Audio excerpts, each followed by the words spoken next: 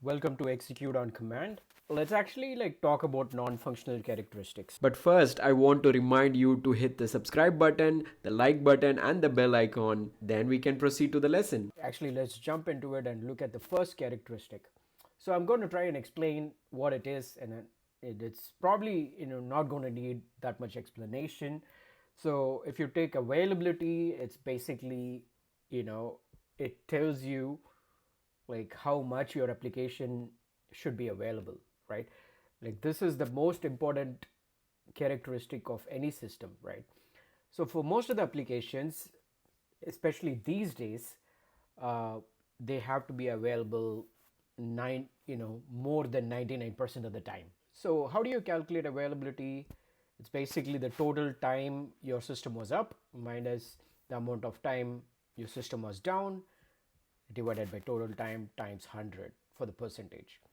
I'm sorry, if the system has been running for 100 days and or if it was down on one of those days, then basically it's 99 divided by total time 100 times 100. So that's actually 99 percentage. So that's basically what it is. So let me give you a couple of examples from my experience.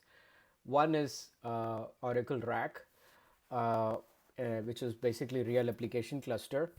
It's a it's an amazing feature that's offered by Oracle, and uh, basically it comprises of a database and then multiple instances or nodes through which users can access the database. So it actually offers high availability, obviously, because as long as one node in that cluster is up, you can access the database. The users can access the database. So that's actually an example of how availability can be increased in a system. So another example is data guard and along those lines golden gate replication. So that is actually a availability that you can have in disaster recovery scenarios, right?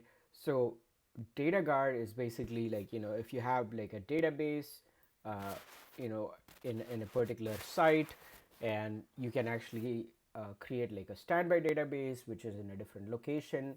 Now these two locations are several hundred miles, or at least like dozens of miles apart.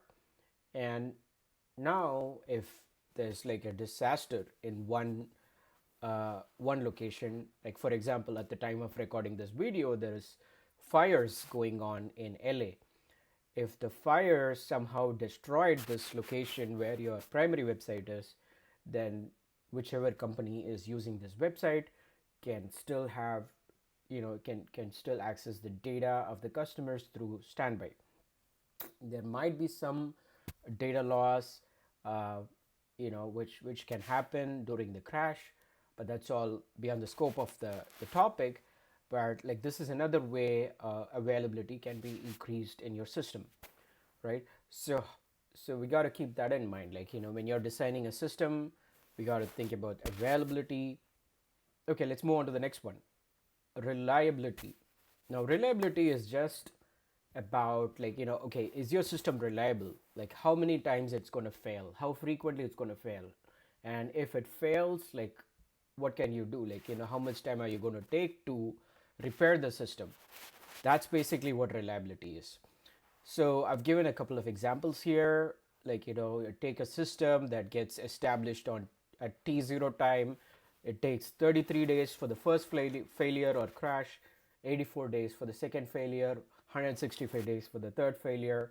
So that's actually 94 days on average, like the system crashes. Now right below is the amount of time, like in at each instance, the amount of time it takes to actually repair the system. So this is all arbitrary numbers, right? I'm just trying to give an example of like how you measure reliability. So it takes like it took 2 hours this first time, and then it took 100 minutes, and then it took 90 minutes. So basically it's it's getting better and better to the ability to perform repairs is is increasing. So that actually helps us to calculate, like, how much time it takes to repair on average. So that's actually the total of all these times divided by 3, which is 103.3. So those are the two main metrics to measure reliability: mean time to failure, or mean time between failures, and mean time to repair. Okay, so we got to keep reliability in mind. Now, the third one, scalability. So obviously, like, when you are designing a system for like a company, like, a Facebook, or like a software that's basically going to be used by millions of people, then you want your system to be scalable. Like, that means actually, like, you want the system to scale at particular times when the load is high. Basically, whenever your system is going to be under high load, you want the system to scale. So you have like the, like in this example, like it's like in normal scenarios, let's say your database has 3 replicas. Maybe, like, during high load scenarios, uh, it can actually scale up to 6 replicas. Now, in case of like, a database like MongoDB, which is a document database, right? So it uses horizontal scaling. Like, basically, it will create new replicas during the high workload times. And so that's horizontal scaling. In horizontal scaling, you have like these machines which are cheap individually, but like when put together, they can provide, a good performance, and at the same time, like, you don't have to spend a lot of money, right? So that's horizontal scaling. Now, vertical scaling is something that I'm familiar with. Like, I back in the days when I used to work with Oracle, like, basically, like, whenever we migrate or upgrade Oracle databases, we go to a better hardware, and then that helps the database to perform better. Now, so basically, the machine's getting bigger and bigger, better and better, more horsepower, meaning more CPU, more RAM, all those things, but it comes at a very hefty cost actually. So that's vertical scaling, right? Or maybe, like, people will even go to like OCI, which offers like Exadata, which is like, the best kind of hardware. uh, but that's what it is actually. That's vertical scaling. Now, the next one is redundancy. Redundancy is basically like, if you have like one machine through which you access your data. Let's say we're designing a database system, and you kind of like, you're accessing your data through that instance, and when that instance goes down, basically you don't have, it is not available anymore. So database is not available anymore. So that's happening because, there is a single point of failure, and that's why Oracle came up with rack, like multiple nodes. You can access the database through any node. As long as one instance is up, you can access the database. So that's actually avoiding or eliminating single point of failure. Not only you have to provide um, multiple ways to access the database, but the redundancy should be available at all layers, at all levels actually. Like, so you can have multiple nodes, which we just talked about, but you can also have replication. Like, you can have a copy of your database running in multiple locations, right? We saw DR, disaster recovery solution, where your database is running in a different site. So that's actually replication, right? And then you have like the storage level redundancy, where like basically your data is striped and mirrored for redundancy, right? So those are all RAID concepts that basically you might have studied in your bachelor's, or maybe at the beginning of your career. So that's storage level redundancy. And then also at the network level, you have like multiple switches and routers. So you have uh, so basically you try to avoid single point of failure at all levels. Now, now you have like cloud. People are all about cloud. Like, these cloud vendors, when they're designing their systems, they're adding redundancy at all levels. Now, the third one is basically checkpoints, which is, I can understand very well, because in database you have checkpoints, and in Oracle, the process that that actually does the checkpointing is called checkpoint process. So checkpoints is basically like you have this process which writes the data from memory to disk. Like if you this process will regularly do this kind of flush from memory to disk. That way, when if the system crashes, you have the data persistent in the disk, right? So you don't have to be worried about losing the data. So that means like you want the checkpoint to happen at proper intervals. If it happens too much though, if checkpoint happens too much, that can become a bottleneck to the system, right?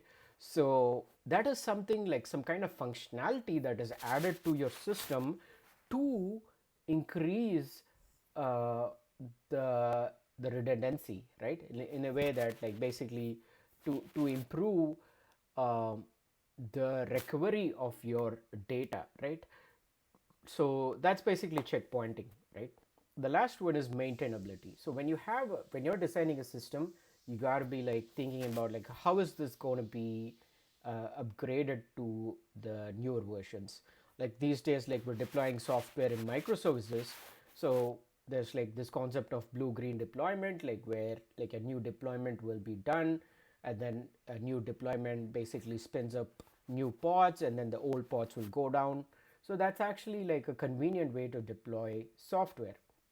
And then the traffic will slowly go from the old version to the new version. So that's actually easy to do, right? Like that means like you're able to operate, like you're able to upgrade and patch your software really easily. But in case of databases, especially Oracle, it's not the case all the time. Like there are times where you can apply online patches and things like that, but like for critical patches you need to restart the system. So that means actually it's not easy to maintain, right? Because it's a complicated piece of software and that requires such maintenance operations actually, right? So that's operability, and then recoverability, which is it goes back to like what we talked about in reliability.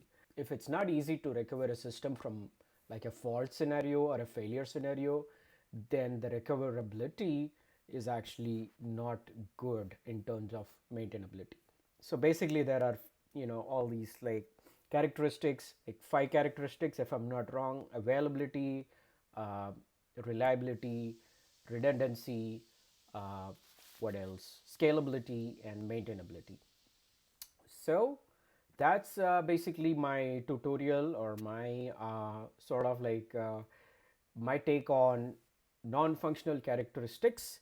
So hope it helps, and I will be back with another topic, and hopefully you guys are finding it useful. If not, let me know in the comments. If you are, let me know in the comments. Hit the like button, subscribe to my channel.